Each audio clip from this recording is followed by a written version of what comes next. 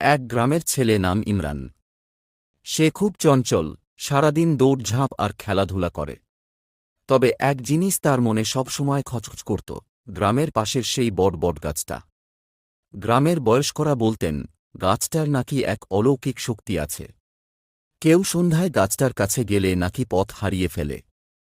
এই গল্প শুনে ইমরান ভাবত, এসব আসলেই কি সত্যি? একদিন বিকেলে ইমরান সিদ্ধান্ত নিল, সে সন্ধ্যার পর বটগাছের কাছে যাবে। বৃষ্টি ভেজা কাদা মাটিতে হাঁটতে হাঁটতে সে গাছটার দিকে এগোল। আকাশে তখন সূর্য ডুবে যাচ্ছিল, চারপাশে অন্ধকার ঘনিয়ে আসছিল। ইমরান ধীরে ধীরে বটগাছের কাছে পৌঁছল। সে গভীরভাবে গাছটার দিকে তাকিয়ে রইল।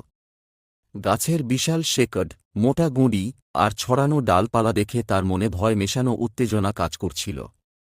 হঠাৎ কোথা থেকে এক মৃদু বাতাস বইতে লাগল, আর সেই বাতাসে গাছের পাতাগুলো শো শো শব্দ করতে লাগল। ইমরান কৌতূহল নিয়ে গাছটার চারপাশ ঘুরতে শুরু করল। কিছুক্ষণ পর তার মনে হল, চারপাশটা বদলে গেছে। যে রাস্তা দিয়ে সে এসেছিল সেটা আর খুঁজে পাচ্ছে না।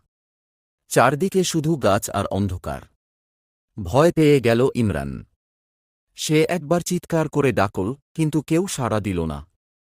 ঠিক তখনই বটগাছের নিচ থেকে এক বৃদ্ধ লোক বেরিয়ে এলেন। তার চোখে ছিল শান্তির ছাপ।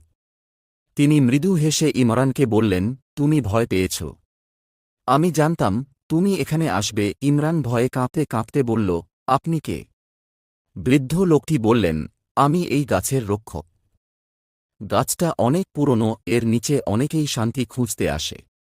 ভয় পেও না, তোমার পথ হারায়নি, শুধু মন হারিয়ে ফেলেছ। সাহসী হও, তোমার পথ নিজেই খুঁজে পাবে।